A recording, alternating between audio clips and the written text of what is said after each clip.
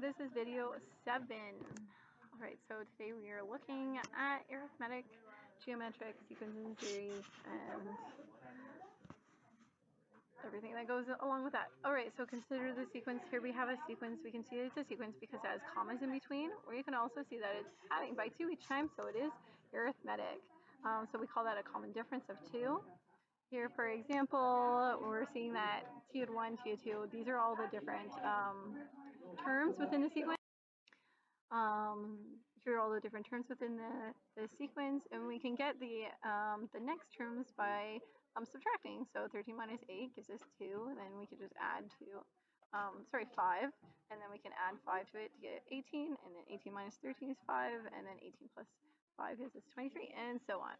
So that's our common difference. We looked at a whole bunch of them, and here it's just asking you to list the common differences if you know what what the first term is, and then the common difference.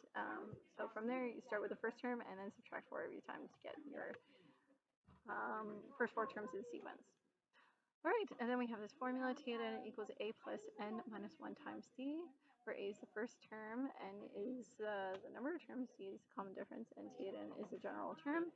The coefficient of d is 1 less than the term number. Alright, so here we sub in 3 for a, n is 12, and d is 5. We can find that by doing 8 minus 3 and 13 minus 8.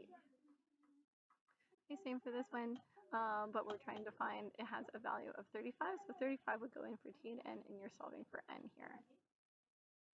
So what is the term for this 35 is 11. Right, and then for this one, you're given t at 10 equals 39 and t at 1 equals 3, and just to find t at 6.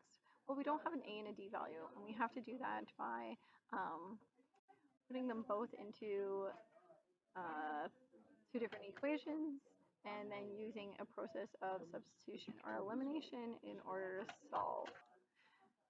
However, in this case, we are given t at 1, we are given a, so this one's actually a lot easier than that. I think that's more like this question down here. So the 3 is t at 1, which is your first term, so this one's actually a lot easier. This one is where we have to find a and d, because we're not given t at 1. So a is equal to what, d is equal to what?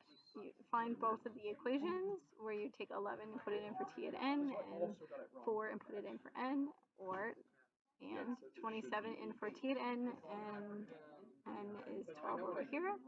Use elimination or substitution in order to find your a and d value. Sub it back into your equation and get your, so solve for d or a, or yeah, solve for d here, and then sub it in to find a. You can sub it in the first or second equation that are right here. It doesn't matter which one. We'll find d, because you're eliminating a. A doesn't have a term in front. So you'll eliminate a, and then find a and get your general term.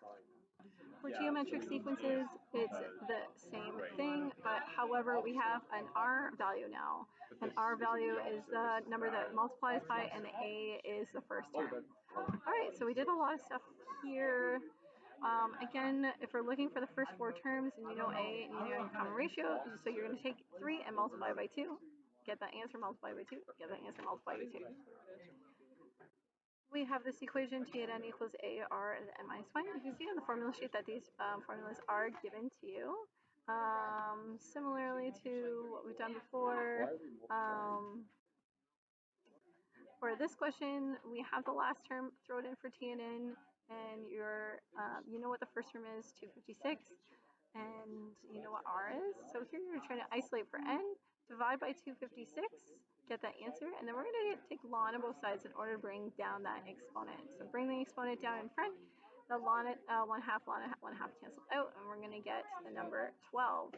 Well, 12 is equal to n minus 1, so 1 comes over and becomes a positive to give us n is equal to 13. This is a great question to try out. Right, so for this one, it's very similar to the arithmetic sequence question. Again, you're going to get 2 different ones, but here we're not going to use elimination or substitution. We are going to divide them, because when we divide the exponents, like a has in power 1, a has power 1, those cancel out, so we eliminate the a. And then we're given, again, we're going to divide, so that means to subtract. 8 minus 2 is 6. Take the 6th root and get r. Okay, once you find r, sub it in to any of those equations above, and you get your a value. Type in your a value, and you get your general term, and then from the general term you find K12. Arithmetic sequences look different from series because they are pluses and minuses. There's never any one that's all minuses. It's either all pluses or the minus plus minus plus, so an arrangement of minuses and pluses. Here is our formula. Again, that's given on the formula sheet. Here we're looking for s at 100, so 100 will be your n value, and you know your a and d. Your a is 1, and your d is whatever is going up by each time, so it's going up by 3 this time. Okay. Same with this one, we've got 50, and here it's going up by 3 again, so that would be your common difference. Sub in the formula and solve. This next one, we know 21 is our last term, so that's going to go into an n. We know that we're going to calculate this, the sum of the series. However, we don't know what n is. We don't know how many. So you do have to use a t and n equals a plus n minus 1 times t formula in order to find n. Once you get n, you can sub it into your sum of your series. This one is arithmetic, so use the arithmetic series. How do you know that? Is because you take 87, subtract 93, or 81, subtract 87, and you're going to get the same common difference every time, which is -6. Sub it in, solve for s of 13.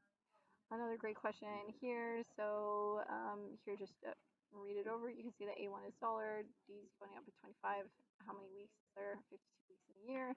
Find S of 52. Geometric series is the same as geometric sequences, except there's a pluses and minuses, or just all pluses in between. There's no commas. All right, and here again, we're trying to find a common ratio. This is the formula. Please make sure that it's a times r to the power n minus big 1. It's not minus 1 on top, okay? That's what it looks like in geometric sequences, not series. Find the sum of the 8th term, so we can see that it is geometric series because it's going down by a half every time, right? So that would be a ratio. It's starting at 24, sub them in, solve for n at 8. This one, again, you're finding the sum. You know the final term, but you need to find n first. So use your geometric. You know it's geometric because it's going down by or up by a third each time. So 3 will be your r value. So you're multiplying by 3 each time. Third. Multiplying by 3 each time. So r is equal to 3, and a is equal to 1/3 divided by 1/3, and find your n value by taking ln of both sides. So once you find your n value, sub it in and to find s of 10. You get 10, and then throw in 10 for n. Great question. Next, we're looking at every person has 2 parents, 4 parents, or 8 grandparents. We did this question. We can see that it's multiplying by 2 each time, so it's geometric. It's also for how many ancestors in total, so it's a series. Throw in all the numbers and solve. Same with this one. We know it's a series. We're trying to find the 8th round. Put in 8 for n and solve. And this one, again, we're trying to find the total payout, so everything in total, not just one particular placement. If it's one particular placement, just find n. If it's a total, you have to find s and n. Recursion will not be on the exam because we didn't do it that day. Pascal's triangle, one of my faves. All right, so here we have to expand. Here we're just looking at expanding, and like that takes forever, right? X plus y to the power 3 takes forever. Well, there's an easier way of doing it. It's using this, Pascal's formula. Our triangle. So we have row 0, 1, 2, 3, and so on. So it starts at row 0. All right, and then we talked about some patterns that are going on. We talked about all these different patterns, but this is what the important part is, that row 0 is 1, row 1 we get a 1 in a row 1, row 2 we get 1, 2, 1, row 3 we get 1, 3, 3, 1, row 4 we get 1, 4, 6, 4, 1, and so on. All right, so use Pascal's triangle to answer the following. So we have a plus b to the power of 4. So this is not the answer. The answer is not a to the 4 plus b to the 4. Okay, what we're doing here is we first of all have to use Pascal's triangle and see what the coefficients are. So the coefficients are 1, 4, 6, 4, and 1 on row 4. We can see that if it has an exponent of 4, that there's 5 terms. All right, so what happens here is we start off with a to the 4. A is going down, b is going up. B starts at 0. right? And then A goes to a 3, and B goes to 1, and A goes to 2, and B goes to 2, and A goes to 1, and B goes to 3, and A goes to 0, and B goes to 4. And then we can reduce by getting rid of those A to the zeros just to give us 1, and then that's our answer. We can do this for values as well. So A will be 7, and B will be negative 4x. Let's do the same thing. 1, 4, 6, 4, 1 are your coefficients in front. And then what? A is going up, down, B is going up. So 7 to the power of 4, negative 4 to the power of 1. This is not a subtraction here. These are all being multiplied. Next, plus 4, 7 to the power of 3. That's your A value. Your B value is negative 4x to the power of 1. Again, these are all being multiplied here. There is no adding or subtracting between 4, 7 cubed, negative 4x, 1. Okay, all multiplying. Then a plus. You're separating your 5 terms by pluses. Yeah, every time we'll see that they're always separated by pluses, but we'll see that they switch signs when we do 4 times 7 cubed times negative 4. It gives us this value, and we get that negative. So since there's a negative in the middle, we're going to see that flip-flops between negative and positive. That's how it goes. And that's how it always works when you have a negative in between your A and your B value. So here we're at 6. 6 is times by 7 to the power of 2 times negative, which is your B value, negative 4x all to the power of 2. Remember that negative 2 comes in and affects the negative 4 as well as the x. So we're going to get positive 16 here times 49 times 6. And that's how we get that positive number. For this one, we get 4 times the A value of 7, which is going down. It's at 1 now. And B value, which is negative 4x, is at 3 now. So we'll do 7 times 4 times negative 4 to the power of 3, and that gives us a negative value, because negative 4 to the power of 3 is negative. And then we have 1 times 7 to the power of 0 times negative 4x to the power of 4. And here we're getting a positive value, because negative 4 to the power of 4 is positive, 7 to the power of 0 is 1, and times a positive 1 gives us positive value.